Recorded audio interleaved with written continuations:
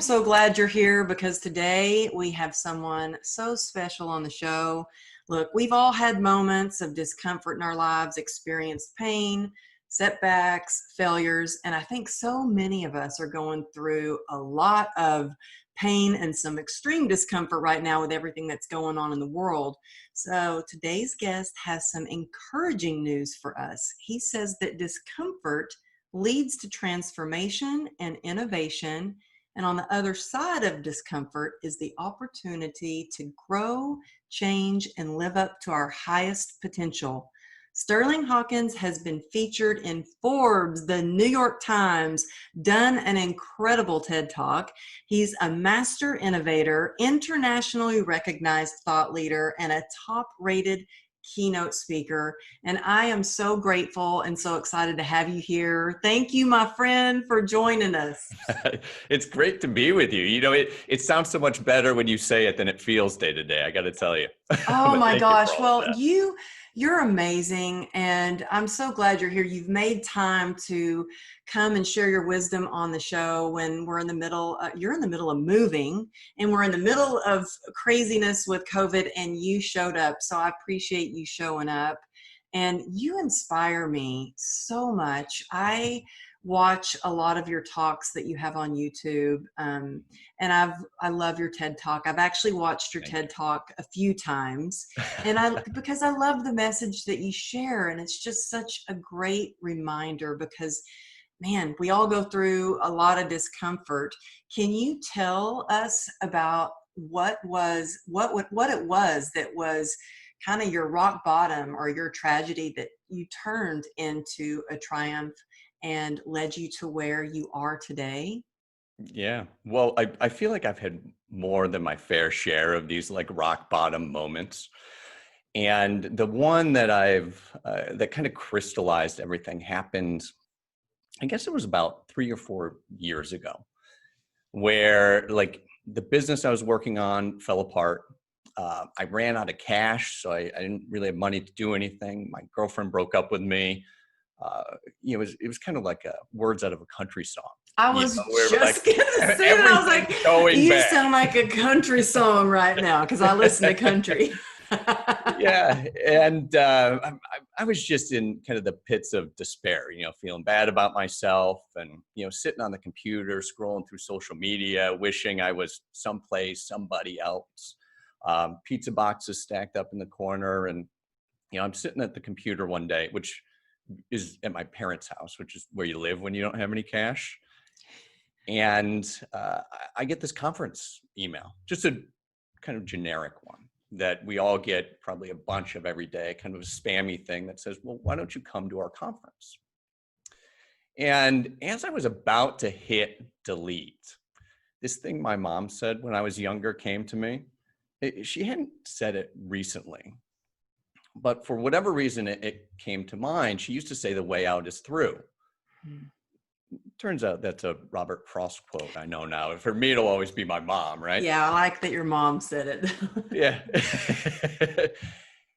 And for whatever reason, I was like, well, you know what? One of the things that's scariest to me, that's most uncomfortable, is speaking, kind of being out in public, being seen. Because at the time I was in my early 30s and having had some successes and then hitting this rock bottom, it was embarrassing.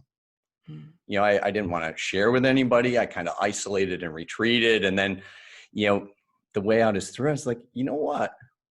Let's try that saying. Mm-hmm. And so I'll never forget the moment. I hit the reply button on the email and I write, why don't you have me speak? Best, Sterling. Now, a friend of mine used to say it's better to be lucky than smart. And I was definitely lucky in this because somehow the conference director gets back to me and I'm like, really? Like, we're going to talk about me speaking there. Well, I love that. You kept it short and sweet. Like, right. Why don't you have me speak? They're probably like, who is this guy? And looked you up. I mean, stars aligned. I didn't have a background in speaking. I didn't have a website they could go to. I didn't have a speaking reel. It was really just kind of, hey, let's give it a shot. Mm-hmm. Well, you know what? We were actually talking about this before we hit record, and that is one of my biggest speaking jobs I ever was booked for was because I saw an event and I saw who all was speaking there, and I was like, it would be my dream if I had the opportunity to speak at that event. Yeah. And I sent them a direct message on Instagram and left my phone Really? number. And it was very similar. I said, I would love to be a part of your event and be of service.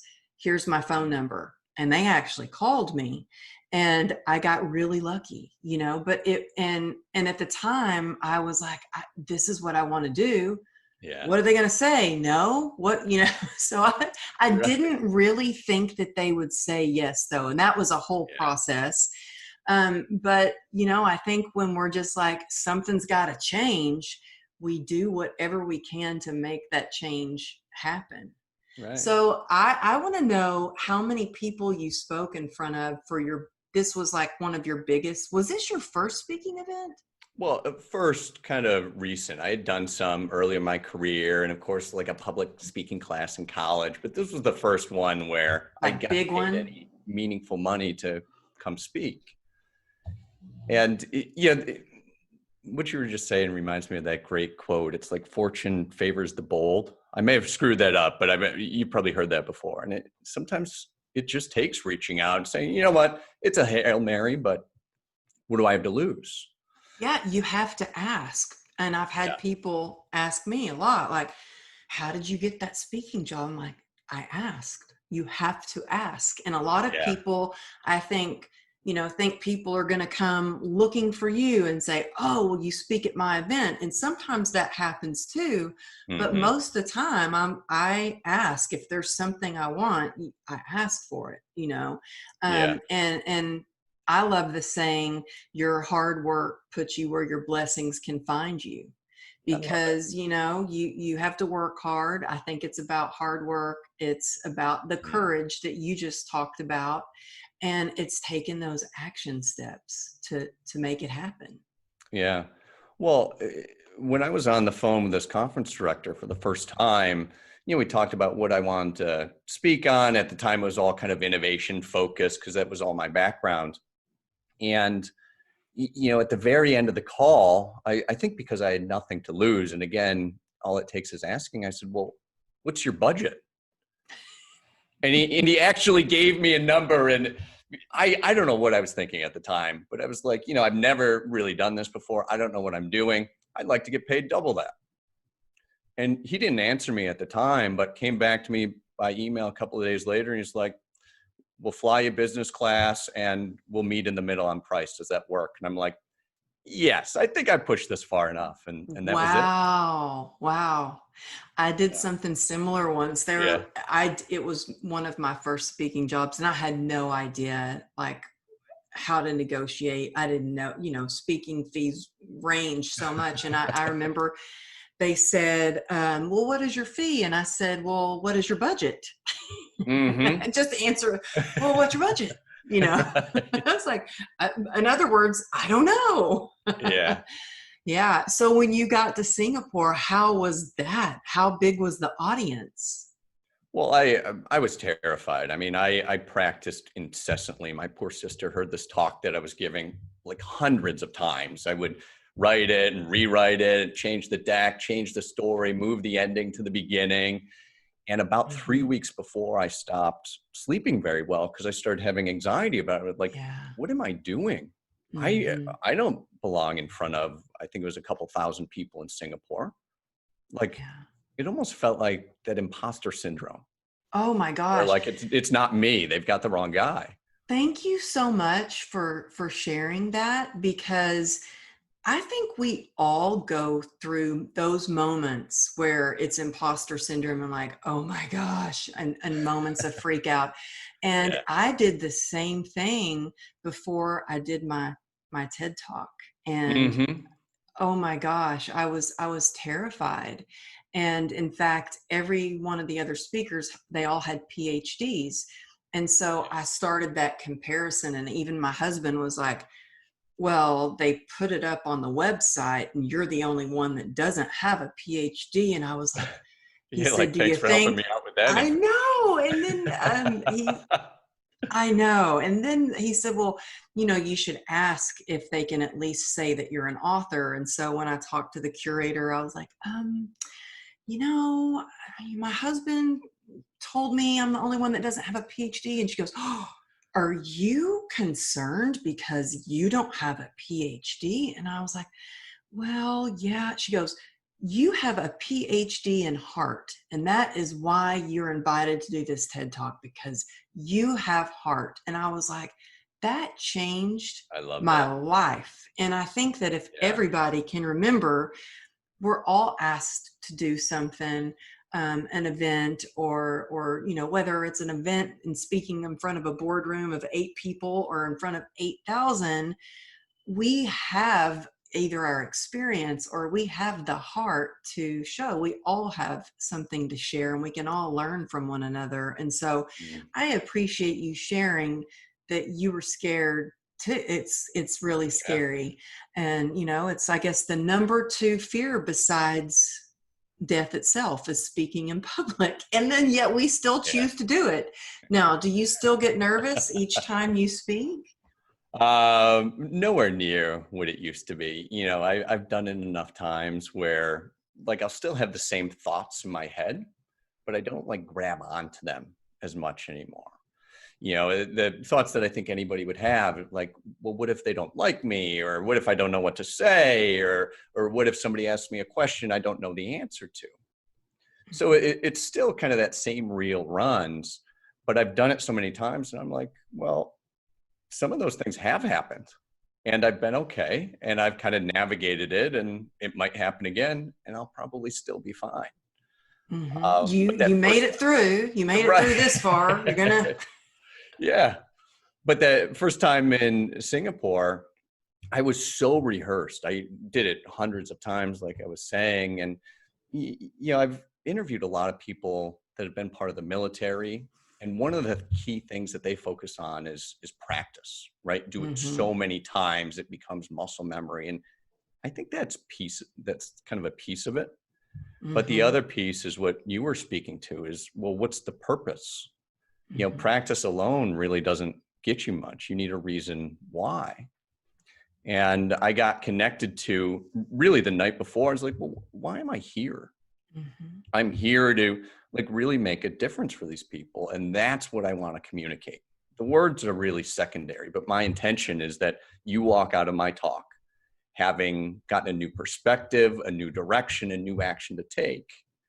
And so when I gave it, I was still terrified. I was wearing a suit, thankfully, so you can't see, like, me sweating underneath. And semi blacked out on the stage. I just went through it as best I could, and really led with my heart. I kind of turned off my brain as best as I could, or maybe my brain turned off. It was so nervous. Well, I love that though. I always say, get out of your head and stay in your heart. Always Yeah. speak from the heart. Mm. And my dad, I love that you quoted your mom. And my dad said something to me when I was going to give my very first talk. And I was actually in a suit. I had never owned a suit before. And I went out and bought a suit. Very And nice. I don't think I ever even wear a suit to ever speak it. I think that was the only time I'd ever Yeah, spoken in a same. suit. And he said, I was so nervous. And he said, Amberly, remember why you're doing it. This isn't about you. This Mm. is about the people that you're going to go see right now. And when I can take myself out of the equation and remember it's about the people that I'm serving, then I'm like, oh, that takes a lot of the nerves. But I have grown to like those butterflies in my stomach and the nerves. And if I don't have them, I get a little worried, like, why am I not nervous? What's going on? I should be Yeah. nervous right now. And then I always do push-ups before stage, before interviews. I did push-ups before we started today. I was like, oh, I got to go down and get There you go. 20 push-ups in to get ready for this. Yeah. And I think that I helps. think the butterflies just mean you care. Mm-hmm. Like, you care, sure, what you look like and that you're presenting, but you also care about the audience. If you didn't care about them, you wouldn't feel anything. And so I'm the same as you. Like, I look for those feelings every time, because they can kind of direct me. And I'm sure everybody's heard a million times, like it's the same body sensations of nerves versus excitement. Mm-hmm.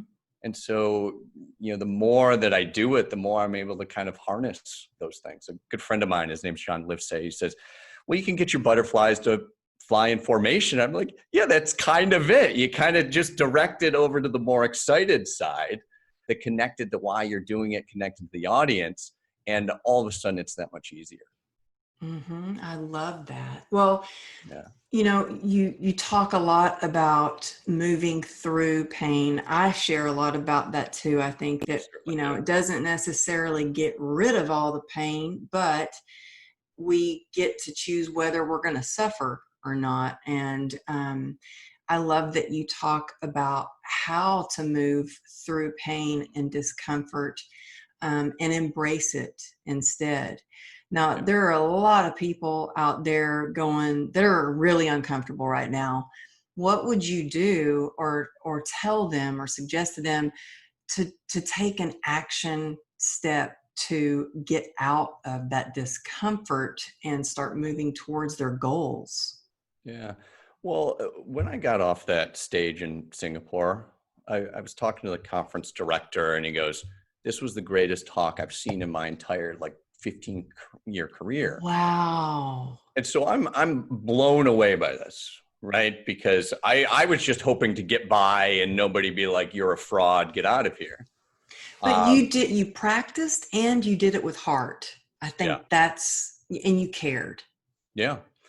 Well, and what happened was he then went on to put me in touch with all of his conference director friends, and I, had a speaking career on my hands. Wow. And were it not for me embracing discomfort, well, I'd probably be sleeping on my parents' couch still, you know? And as I've gone on to do all sorts of research and interviews and kind of go through my own personal experiences, like I was saying, it happened back in March where all of us, especially anybody that had an in-person business, it gets turned on its head and the world is Mm-hmm. entirely new. But whenever there's discomfort, there's a massive opportunity on the other side. It just takes going through it. So to answer your question, I will hunt discomfort. And I think that's something everybody can kind of take and grasp onto. If I'm working with businesses, it's okay, well, let's make a list of all the things in your business that you're uncomfortable doing. And Mm-hmm. chances are you're either not doing those things, avoiding them, or kind of doing them halfway. So now we've got a hit list of what we can go after. And it's likely those things that are going to make a dramatic difference. And, I also talk to people about the same thing in their lives. What are the things that make you uncomfortable? Speaking in public or speaking on Zoom meetings? Okay, well, let's go do that. Maybe in a small way, maybe in a big way. If you're afraid to ask for a free coffee at Starbucks, well, go try it. What do you have to lose? And the more we're able to embrace that discomfort, kind of meet it head on and even really start to search it out, we start to acclimate to higher and higher levels of being able to deal with the unknown, to deal with discomfort. So something like a pandemic happens, well, we've got that resilience already built inside of us. And I know Mm-hmm. you're the expert on resilience, right? But over time, well, you get to be in the space of, well, I can handle anything. Like I've been chasing this discomfort for a while. When it comes to me, well, maybe it's easier than it would have been. Mm-hmm. I think that definitely things that we do and habits that we create allow us to strengthen our resilience. And I think I really, when you were talking about embracing the discomfort and looking at those things that make you uncomfortable, I think I can kind of think of it like if you want to be a marathoner, if you want to start running. Yeah. If you thought about, well, it makes me really uncomfortable to run, but today I'm not going to try to run 24 miles. I'm going to try to run 1 mile, or I'm going to try to run a half a mile and just making little bits of progress every day. And Yeah. not only becomes a little more comfortable and familiar, it becomes doable, and then it becomes a habit. And then before you know it, you're a marathoner. Um, Right. and I'm really uncomfortable actually doing things on camera where you have to hold your phone up and like video Oh, yourself. yeah. Oh my gosh. Kills me. Like the Yeah. whole TikTok thing, the whole, Instagram stories, all that. Yeah. And my daughter is a pro at it. And it's because she's Mm, done it so much. It's just, yeah. it's not uncomfortable for her anymore. And Yeah. so I think that if anything's uncomfortable, the more we can just do it. But I love your advice to take a look at what's making you uncomfortable. And I always tell my clients, do something that Yeah. scares you every day. Exactly. Yeah. Yeah. Yeah. And I, Well, I think you're right. You can make kind of little steps towards something. But I think the size of your breakthrough is equivalent to what you're risking or how big that discomfort is. And when I kind of jokingly call it get a tattoo, like you commit to something so thoroughly, there's no way out. Like for me, it was saying, yeah, I'm going to speak there in Singapore and I'm on the docket and there's my picture and here's my plane tickets, right? There's no way out. I've gotten a tattoo, oh, yeah. not literally, but figuratively, Yeah. right? And then all of a sudden, like debilitatingly scary, but huge breakthrough results. And I think, you know, anybody can say, okay, well, yeah, I can do the incremental approach and that's fine and it's great. And it certainly works. But you can also like throw your hat over the fence, go for something really big and commit yourself to it. You know, post it on Facebook, share it with your friends and family, sign up to be a speaker on Zoom somewhere, like whatever it is, get yourself locked in so you don't have an out. And Mhm. likely you're going to have a much bigger breakthrough as a result of that. Yeah, that reminds me when the Today Show calls me and they're Yeah. like, Megan Kelly wants to interview you. And I was like, Megan Kelly? What? I couldn't even say her name. And I'm Yeah. thinking they're probably like, oh my God, that girl can't even talk. Maybe we don't want her. But I I called my husband and told him, and he's like, "Oh, well, you got to post it. You got to share about it. We got to tell." And I said, Yeah. "No, you're not going to tell anyone, not Mm, until I have my plane ticket in hand and I'm actually sitting on the plane. Then I'll share it." Because you're yeah. right, it's kind of throwing the hat over the fence. And I thought, the Today Show's news. What if they cancel me and I've already announced to the world that I'm going to be on the Today Show? And they're like, nah, never mind. We Yeah. decided to skip, so Yeah. it's scary when you get the tattoo, as you put it, that It really is. it But the is. amount that you risk is equivalent to your breakthrough potential. And the higher you shoot and the more like you put yourself on the line for it, because like if nobody was holding me to that conference, it was kind of optional. I probably wouldn't have gone.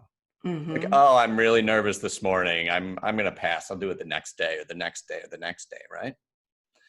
But when you're on the line, and you've got something at risk, it really calls you into action. And maybe you saw it with the Today Show. Like you become the kind of person that you have to be on the Today Show. Oh yeah. I said,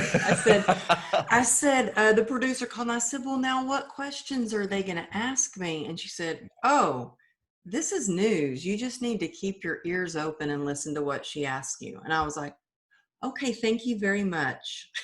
I said, Right. the whole plane ride. So my husband and daughter went and we're sitting on the plane. My husband's asleep on this shoulder, my daughter on this shoulder. And I was like a deer into headlights the Yeah. entire flight. Like, oh my gosh, I'm so scared about this. But it was one of the best days of my life. Hmm. And I think it is. I love the way you put that. The bigger the risk, the bigger, like, you're going to have a breakthrough. You're going to see the biggest change. You're going to really see transformation. I love Yeah. that. And I think that what helps me too is I actually have an accountability partner. Yeah. And so we check in with each other every morning. Hmm. And that really helps with my mindset. What are some of the things you do to have the right mindset to get you through hard times, like right now when everything has changed and maybe some of your speaking engagements are canceled? I know most of mine, if not, Some have been Yeah. changed to virtual, but others that I was really excited about were Yeah. just canceled. What do you do to keep a positive mindset and to keep moving forward and being innovative? And Yeah. Well, you're right. Back in March, I'm on this like huge trajectory. It's a record year. I've hired a bunch of people, and literally in a span of 3 days, it goes to zero. I remember I had just gotten back from speaking at a client's in Orlando, and they had sanitizer and weren't shaking hands, but I was like, okay, this is okay. I'll do another next week, and we'll do the same. And I got home, I unpacked my bags, I was sitting on the couch, and my intention was to look at emails, but I ended up opening Facebook first, and I'll never forget it. It's March 11th when the NBA suspended their season. And I had this like, oh my God moment where if the NBA, multi-billion dollar organization is canceling their season because of in-person, because of COVID, what am I going to do? And minutes later, the phone rings. And sure enough, the speaking engagement the following week canceled. A couple minutes later, the phone rings again, and it kept going. So I'm like in this damage control for a while of, you probably went through the same thing, oh right? yeah, Changing your flights and, how's the cash flow and what's going to go on with crazy. everybody and Yeah, what are our everything. agreement terms? Yeah, and I was hanging on to a few that were booked out in October, and I remember Yeah. when they started canceling the ones that were all the way out into October, and I thought, that's when I cried. I was like, oh my gosh, October, but surely everything will Yeah. be better by then, and Yeah. yeah. So same thing. Yeah, it's just everything changed. Yeah. And I think it's that way for like everybody. I mean, their business may have not been totally canceled, but certainly life has changed in a very meaningful, traumatic way. And, once again, I kind of felt myself in the pits of it. Like, I can't believe this happened to me again. Like here, I just figured out this speaking workshop career and I'm ready to roll and I figured it out. And well, what's wrong with me? Like, why do I deserve this? Mm. And I saw on Facebook a guy I used to work with like 17 years prior passed away from COVID, unfortunately. And this is back again, still in probably late March. Mm. And I looked in the mirror and I was like, you're healthy. Your family's healthy. You've actually been through this a bunch of times before. You know how to do this. And my first step is always find something that's uncomfortable, like look for a big discomfort. And what I found, again, I think this time was on Instagram. Have you heard of David Goggins? Do you know him? Oh yeah, yeah, Yeah, he's he's awesome. like the big Marine, and Oh he's like yeah, runs 100 miles, and this thing he's popped a up, and beast. he's a monster. And he talks about, or this particular day, he was talking about a 4x4x48, which is running 4 miles every 4 hours for 48 hours. Sounds insane, but it was just what I was looking for. Now I'm not a runner. I ran a marathon about a decade ago when I had first moved to LA. And yeah, I've run a couple of miles here or there. I still have the same shoes from 10 years ago, like these old Asics with the sole like that, super thin. And I go, you know what? I'm going to do that this weekend. And I put myself on the line for it. I posted on social media. I said, I'm going to do this. And Friday morning I get up and I just start running. I don't have all this crazy running gear. I told you about my sneakers, and then throw some shorts on and a t-shirt, and I set out. And the first 4 miles almost killed me. Really? Right. I'm coming back in thinking, I can't believe I've got another 44 to go.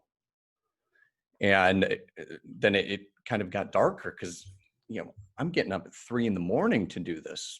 Oh, And then 7 that in the sounds morning, awful. it was awful. It really Well, was awful. Like I thought it was going to be bad, but it was far worse than I thought it was going to be. And, for me, and I think for many people, like it's easy to stay in the pits of despair or kind of feel bad about the whole thing and, wish for different circumstances. And it was almost like I needed something to break my sorrow, like Mm. something that was going to shake me up so much, it would kind of kick me into gear again. And it happened somewhere around the 30-mile mark where, like, I was deep in I should have trained for this. I shouldn't have posted on social media. That was so stupid. What are you doing? You don't even have the right sneakers. You're not a runner. You're not going to finish this. And then it was like all of that faded away. And what came to me is, well, I'm going to finish this no Mm. matter what, whether I have to walk it, crawl it, somehow get across that finish line, I'm going to do it. And I thought, there's so much peace in that. Like, all of a sudden I wasn't worried about what was around the next corner or how much pain I was in. It was like, well, yeah, I just kind of surrendered to the situation that was. There was no other option other than completing it. And it was Mm-hmm. hugely empowering, right? When there's no back door, there's no cancellation policy. It's just, yeah, I'm going to do that. Yeah, that reminds me, when I had my like breakthrough moment with what was going on in my life when I was diagnosed with complex regional pain syndrome.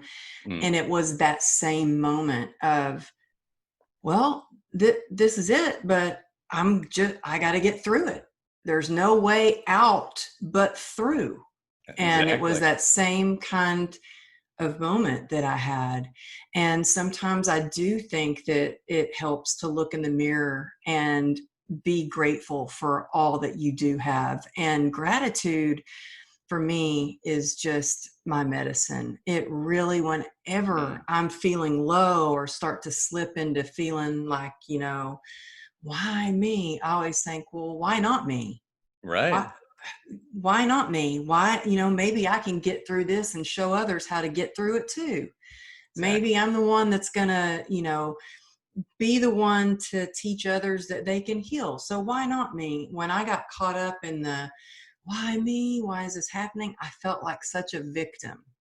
But Yeah. when I say, why not me? It makes me feel like a victor, like I've got this. Yeah. And so it really helps. Yeah. I miss running so much though. I love to run. That was now when I said that sounds awful because I don't think I would ever like to set my alarm for 3 a.m. and run, but I loved to Yeah. Trust run. me, you don't. Well, how did you feel once you completed it? Well, I mean, exhausted, right? Like, totally beat. But what was really kind of cool to witness, and I think this is true for everybody, is I got up into 46, 47, and coming up on the 48th mile. And all of a sudden, I felt great. I'm like, I have so much gas in the tank. And what was going on up here was kind of pulling me back. I ended up running an extra 2 miles to make it an even 50. Oh my And goodness. I know, and You're an overachiever, aren't you? well, I tend to be, but I I'm think that kidding. I'm kidding.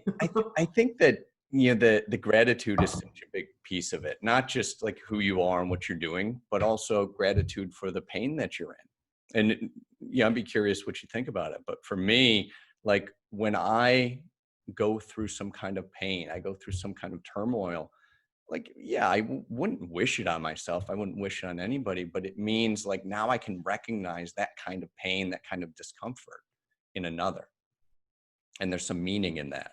There is meaning. And I remember when I started training clients again, this client of mine, God, she's just the sweetest. No, I really love her. I love Yeah. her. I had her for 20 years and she just passed away. Oh, But dear. she told me when I started training her again, she said, Amberly, you're a much better trainer now. She goes, because you can understand what I'm going through. Whereas Exactly. before, I was completely healthy. I was a beast. I would like run every day, do Krav Maga, box. I was like insane. Yeah. And I couldn't comprehend what it felt like to have arthritis or what it felt like to have your back hurt or what it felt like to not be able to balance. And now I could really understand what that felt like, to Yeah. not be able to get up gracefully from the floor. And I remember one of the things I'll never forget about when I first started training her, her goal was she wanted to be able to get up off the floor gracefully. Hmm. And I always thought, well, that's what kind of a goal? I didn't understand that because I didn't ever think about having to get up. I could just pop Yeah. up. And boy, could I understand so much. Our pain, the pain that I have experienced and still experience has been my greatest teacher. And so for that, I am grateful because it helps me understand more. So I love that you put it that way. Yeah. But for others who may be going through some pain, and that could be emotional or physical, what is some advice you could offer them to get through that? What would be your number one tip to get through that? Well, I think probably that there is some meaning in it, right? And maybe it's hard to see the meaning, but knowing that there's something bigger on the other side of that. And I would also say something that we pointed to earlier, that, it's about a support system. It's about, I call it like building a street gang, like people that have your back no matter what, and Mhm. will kind of support you through the hard times, and maybe give you those hard truths that you don't want to recognize yourself. Like, oh yeah, you can do it, but I don't feel like it. Mhm. Well, a question that I get often is, well, how do you find your support group? How do you build your community? I get that Mm. question a lot. How do you Yeah. build your community or your gang, your street gang? Street gang? Yeah. How do you build your street gang and do you have matching jackets? Well, not yet. We're going to have them very soon. They're going to have the hashtag no matter what on them, right? But I think first you've got to, share what's really important to you, what you really believe in.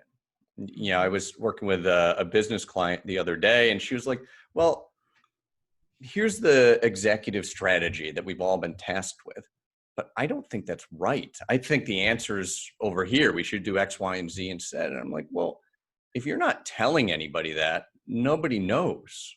Mhm. And you're closest to it, and you probably have a better answer. And that's a business example, but it happens to all of us, right? Like, well, I don't really want to talk about that, politics or religion or those things you're not supposed to talk about with the neighbors, because they might have a different point of view, and they might.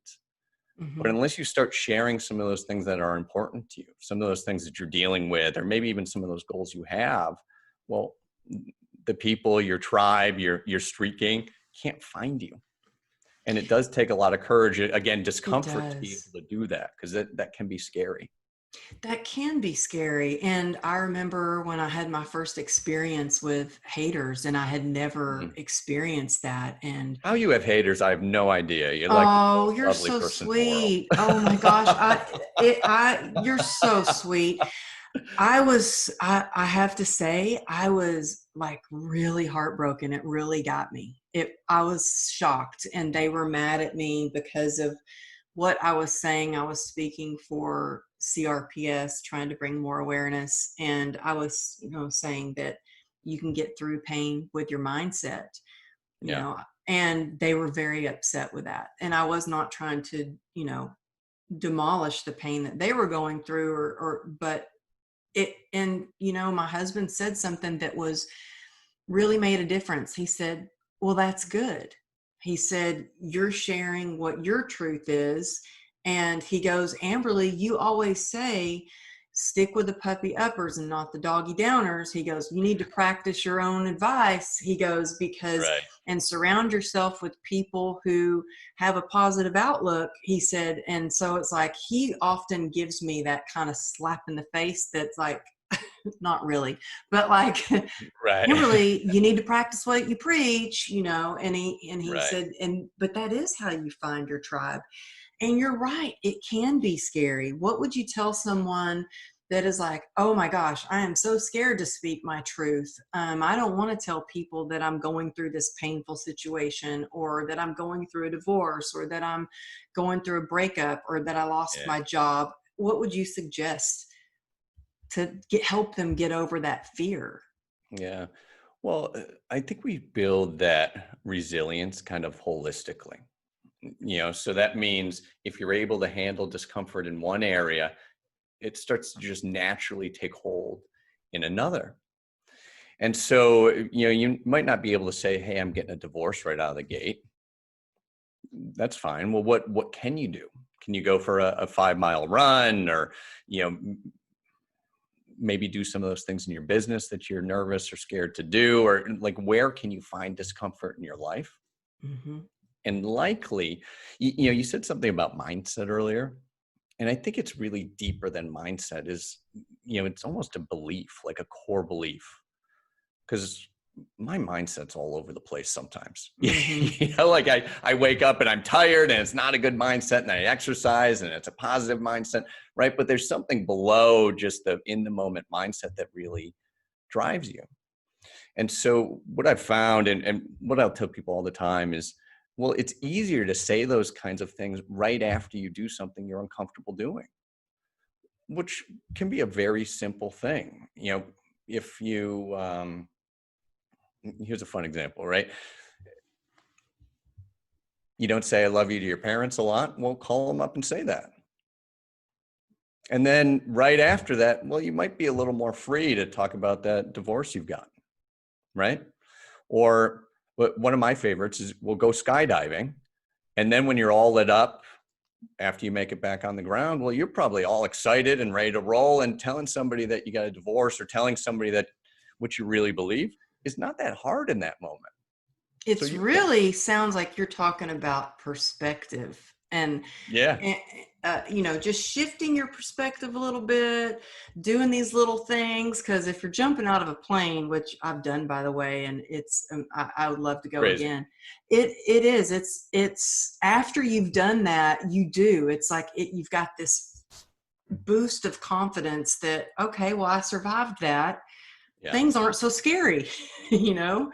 exactly. And so I love that you can take something as small as making a phone call to your parents, but one thing leads to another.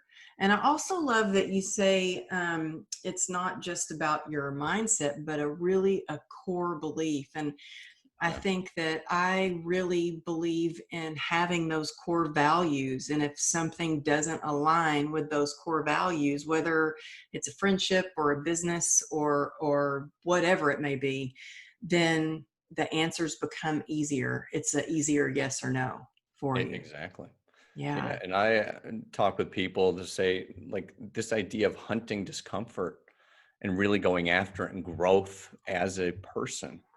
Well, that can be a core value just as strong as integrity or honesty or anything else. And when you put it at such a deep level, like, you're unstoppable at that point. Yeah, I love that. Yeah. And actually, I love Unstoppable. We talked about before we started recording the podcast about how I was launching this 12-week Yeah. course, and it's called Your Unstoppable Life, is what it was called. Perfect. Yeah, so I love that you Yeah. said that. And one more question, or a couple more Yeah. questions, Yeah. because I know you're so busy. But I want you talk a lot about innovation, and I would Mhm. love for you to describe quickly, like what that looks like to you. Yeah. Well, innovation is kind of a buzzword, and my background is kind of technical innovation, right? Where I've grown different startups and worked with different, mostly software and hardware companies. But the longer I've gone, I've realized that innovation, real innovation, is actually much bigger than that. It can be any significant positive change. Could be technical, of course, because that's how we're most familiar with it. Hmm. But it could be in your relationships, team performance, even your financials. What innovation means to me is uh, something that's not just a little bit better than today. You know, it's meaningful, it's transformational, maybe even exponential change for the better. And like we were talking about earlier, like, yeah, incremental is important. We have to do those things. We have to take small steps towards big goals. But that doesn't mean at the same time we can't, again, throw our hat over the fence and shoot for those big goals tomorrow instead of 10 years from now. Yeah, I love that. And I love in your TED talk how you gave the story about Elon Musk. Isn't that crazy? Yeah. Well, we're big fans over here of Yeah. Tesla. My 12-year-old is the one who researched Tesla, wants to work for Elon Musk when she grows up. And Yeah. after she wrote me like a huge research paper comparing cars and why Tesla was the best, I was like, Wow. okay, well, let's go test drive one. Mm. And when I test drove it, I cried because it's really hard for me, not just because it's a beautiful car, because I'm not really a Yeah. car person. I'm more of a truck girl. I had a truck for 10 years, but Mm. it was so hard for me to drive because it's my right leg that has CRPS. And so it was Ah. kind of like someone punching me in on a broken foot, you know? And so when I test drove this car and I didn't have to touch the pedal, I started crying. Mm. And the guy looked at me and he like was like, why is your mom crying? And my husband didn't want me to get a Tesla really. And he called my Yeah. daughter and said, well, how did the test drive go? He said, Mom's so happy that she's crying. And what Mm. it was so innovative. It was so transformational. It was freedom. It was like this new solution. And Yeah. man, when we have moments like that, and by the way, I'm not trying to like really promote Tesla. It sounds like that, Right. but it was like, for me, it was a solution to my pain, Yeah. you Yeah, know? that's beautiful. Well, and how Elon got there, I think, is a testament to what we're talking about here. He sold PayPal for $180 million, and I think most people would say, okay, well, now I'm gonna buy my yacht or Now I'm retire for a set. while. And what he did, and I don't know if most people know this, but he put 100 million into SpaceX, 70 million into Tesla, and 10 million into what was Solar City. And he was literally sleeping on friends' couches. And it's like, well, that's uncomfortable. But he almost forced himself, he put himself on the line to have some breakthrough moments. And what he's created across all of those companies, not just Tesla, but SpaceX sending people SpaceX. Oh to the yeah. space station. I mean, it's unbelievable. And it's transformational change compared to, well, a lot of the other car companies are just now starting to get their heads around, well, we're going to do autonomous driving and we're going to start to look at electric. And he started that well before them. And now he's seeing a lot of the great results. We all are. Yeah, yeah, for sure. Yeah, I had his mom, Mae Musk, on the show. And She's actually great. I had her on the day that COVID hit, like that everything shut down and Yeah. everybody was on Zoom. And Hmm. so thank goodness during the interview, Zoom cut out twice. And I was like, I'd planned on just doing the interview in person, and Mm. she was so patient and hung in there. But it was like now everybody's kind of settled into how things are working. But Yeah. yeah, she's amazing. Well, what is your definition of resilience? Well, I think the easy answer is you fall down 7 times, you get up 8. There's something inside you that keeps going. And Hmm. I think the most beautiful part about that is that we're all doing it. Hmm. We're all still here. I mean, we might not have exactly what it is that we want, but we've done something. We've arrived to this point of, what is it now? I guess it'll come out in September 2020. We all have that resilience. Hmm. And it's just the recognition of it to say, oh yeah, I got knocked down and I can get up again. And by the way, if I really want results, and this is like advanced level stuff, I can knock myself down and stand back up and come back better. I think Tiger Woods in his golf game was probably a good example of that. Wow. Well, thank you so much. I want you guys check out his TED Talk. It's so good. And your website is beautiful. Can you share your website so everybody can go check it out and also follow you on all your social media? I love watching your Instagram. But yeah, where can people find you? Of course, the website's got it all there. So sterlinghawkins.com. Sterling spelled with a Sterling. Sometimes people put an I in that first spot, but spelled with an E. I think it's the old English spelling of it, if I'm correct. Yeah, and I'll have that in the show notes. So if you're listening to this on your run, on your 4 mile run right now, don't worry, it's in the show notes and on Great. the website. So again, please go check out his TED Talk, check out his website, because he's got free gifts there, and he's got a lot of exciting things that are coming up here pretty soon. Thank you so much for being on the show and sharing your wisdom. I'm so glad I finally got to talk to you and have you on. Thank you. And likewise, I mean, you're an inspiration for me. So it's really an honor to be here. Thank you.